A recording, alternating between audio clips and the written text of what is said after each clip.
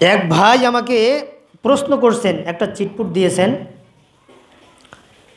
এখানে প্রশ্নটা হলো যে পাকা চুল দাড়ি উঠানো যাবে কি না। অনেকে চুল তোলে, পাকা দাড়ি তোলে, যাবে কি না? যাবে না। কেন যাবে না? এই হাদিসটি আপনারা পাবেন মিশকাতুল মাসাবিহ। নামটা একটু বলেন তো।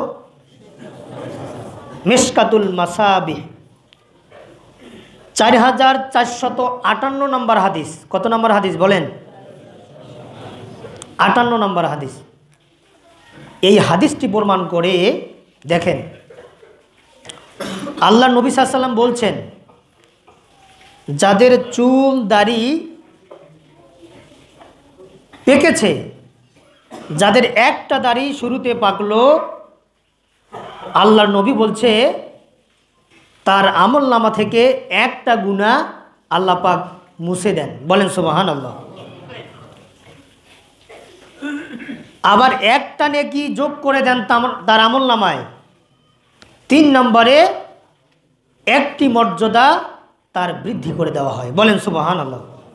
এবং তিরমিজি শরীফে যে হাদিসটা আসছে 1635 নম্বর হাদিস, এই হাদিসটাতে আসছে যে কিয়ামতের ময়দানে এই দাড়ি চুল পাকা যত লোক থাকবে তাদের এই দাড়ি চুল নূরে মনোয়ার হয়ে যাবে, মানে নূর হয়ে যাবে। বলেন সুবহানাল্লাহ। সব নূর হবে, বুঝা যাবে যে এরাই আল্লাহ নবীর উম্মত। বলেন সুবহানাল্লাহ। যাদের দাড়ি এবং চুল পাকবে,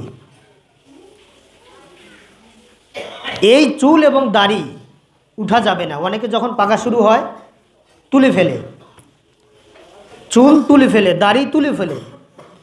এজন্য এর বিকল্প আরেকটা ব্যবস্থা, সেটা হলো মেহেদি লাগানো যায়।